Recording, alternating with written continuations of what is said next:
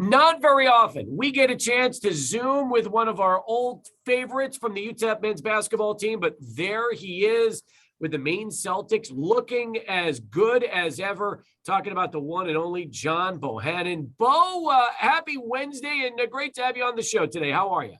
Hey, happy Wednesday, fellas. How y'all doing? Man, we're doing good, but not as good as you and your hair, man. Bo, your hair, I tell you, when our listeners get to watch this on our YouTube feed after the interview is over and they get to see this, they'll understand that you have what I wish I've been dreaming for that head of hair for the last 30 years. And unfortunately, Bo, mine keeps receding while yours keeps growing. So congratulations there.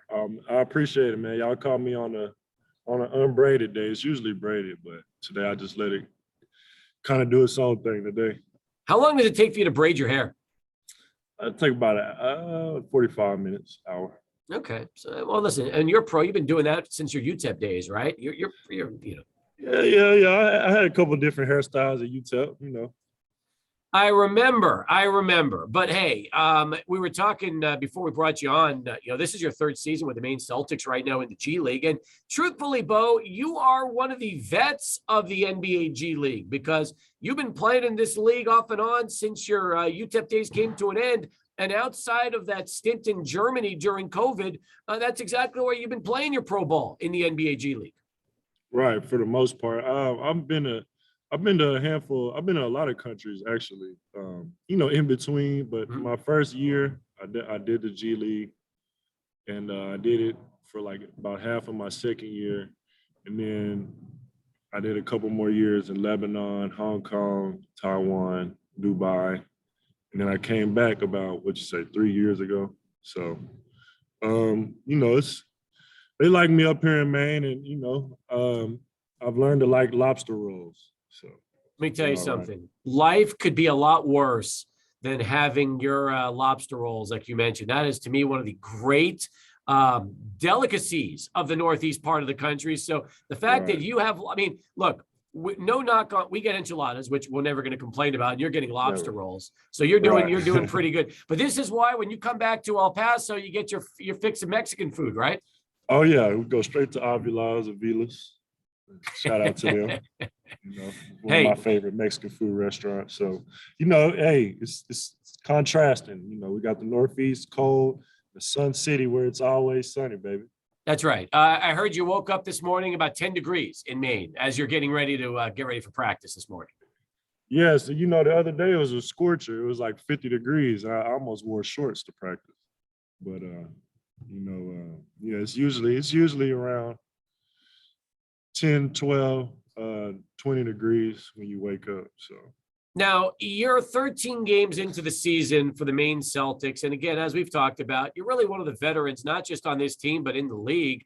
Last week, you had a triple-double, your second career triple-double in the G League. And, that right there, again, double figures in points, rebounds, and assists, Bo. It just shows me that when you're on and things are going well, you pretty much can do it all at this level, can't you?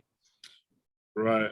It's something at UTEP, I think I might have led the team in assists one year, maybe 1 year, but it's something I've always had a talent to pass.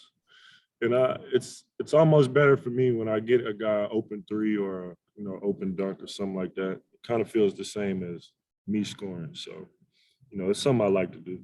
I hear you. At the same time, I look at what you've been through all these years professionally, and you're 30 years old right now, Bo. But for you, the dream is still getting an opportunity to get called up into the NBA and make your NBA debut, isn't it? You're just playing professionally is the dream, and taking this into other endeavors and my experiences in playing professionally into other endeavors. Yeah. Always, you always dream about playing in the NBA growing up. So I guess you could say, yeah, it's still a dream for sure.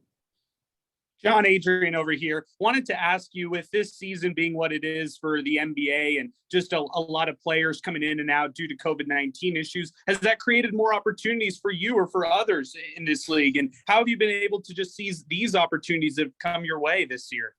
It definitely did. 'Cause I was probably not going to come back. And then I seen everybody was getting 10 days. And then Maine called me. I'm like, well, hey, might be the time. But I mean, on this team, I think we had like 6, 7 call-ups, throughout the season. So it's been an opportunity for everybody in the G League to, you know, it's the most call-ups this year than any other year. So it's been, for the G League players, it's been good. So you're telling me that essentially Maine talked you back into coming back and playing in the G League this year, huh? Oh yes, definitely. I wasn't gonna play. I played for the Jordan national team in the Asia World Cup qualifying. So I'm a dual citizen there. I played there against Saudi Arabia. It was that late November. Mhm. So I went in December, and I was just waiting to gear up for the next stage of qualifying. So I wasn't going to play in the G League, but Maine called me. The GM here, Remy, we got a great relationship. So he called me and said he needed me, and I told him, like, man, I don't know. Give me a little bit to think about it. And then I just decided to come up up here after New Year's. So Very I've been here nice. since. John Bohannon with us from the Maine Celtics as we continue here on Sports Talk. Tell me the story about Jordan and how you essentially became a dual citizen and ultimately started playing for their national team. That's a pretty interesting story in itself, I'm sure. Well, like I said, I've had a career overseas. So I played in Lebanon, probably I think I was 24, 25. And I had a real good season out there. I was leading the league in rebounding, one of the leaders in points scored. So I think they saw me during my time in the Middle East. And, they reached out to my agent, and they wanted to know would I be interested in becoming a citizen to help them qualify for the World Cup and for the Olympics. So that's another dream of any basketball player growing up, playing in the Olympics, doing having that experience. So, I took it. And as far as what it's been like so far through the qualifying, how did that go for you?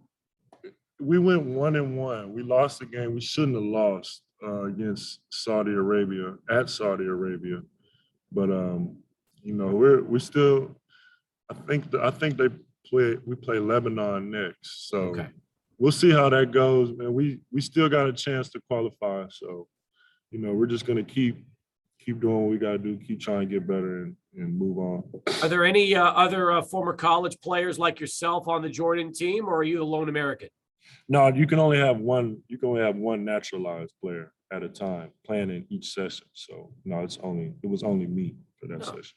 Very nice. But there were other players that they might have played in America, like maybe not D1, but they played. So, but they're American Jordanian. So Makes a lot of sense. Meanwhile, Bo, if people have never had a chance to attend a G League game or really watch a G League game, how do you describe it? What's your best way, since you've been in this league now off and on for the last 6, 7 seasons? How do you just put into words what it's like to play in the G League? There's a lot of talent in the G League, man. I think like about almost maybe over half of the players in the NBA have played in the G League. So it's a lot of talent. It's a free flowing game. Getting up and down, a lot of high flying. We got some of the best fans here in Maine, and it's exciting. It's exciting brand of basketball for sure. John, since 2014, you've been in Birmingham, Delaware, now Maine. What has been the biggest change in the G League? They are allowing high school players to join in. That's been very popularized across, just to see what they've been able to do. What's been the biggest change since you joined the G League in 2014? Oh, well, I mean, the money has changed for sure. There's a lot more money in the G League now than there was. every team has a G League team now. When I first started, it wasn't like that. You had maybe like 20 teams had a team. But it's I think it's overall there's more talent. There was a lot of talent in the beginning too, as well.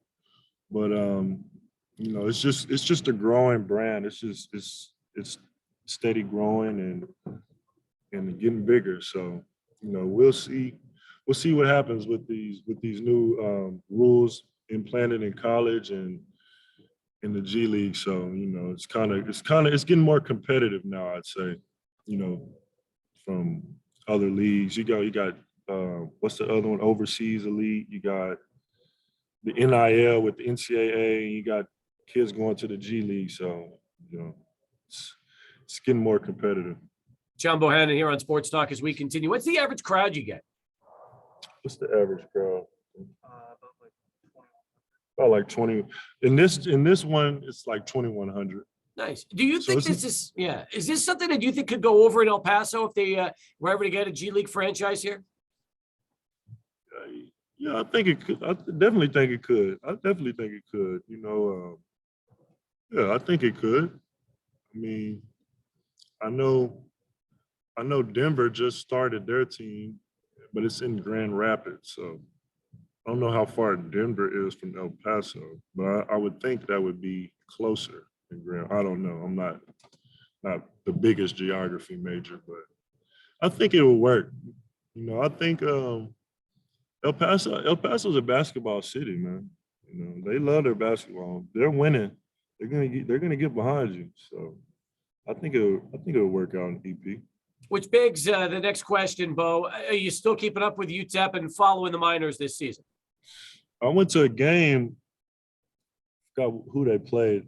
They won. No, I've been following. I saw they were on a win streak. Mm-hmm. I don't know what's going on now. What's happening now?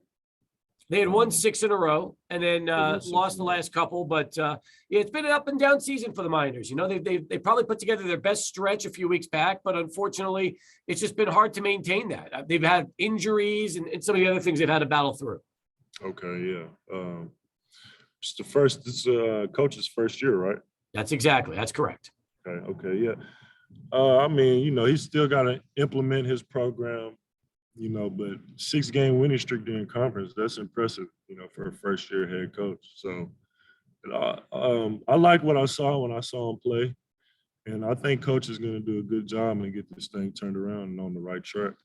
I'm with you on that one. Now, if fans get an opportunity to watch some Maine Celtics basketball and check you out in action, are they going to see the same player you were at UTEP, or has your style just changed a lot over the years?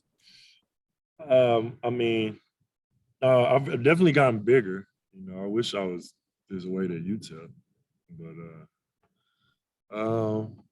I'm still playing. Still doing it all.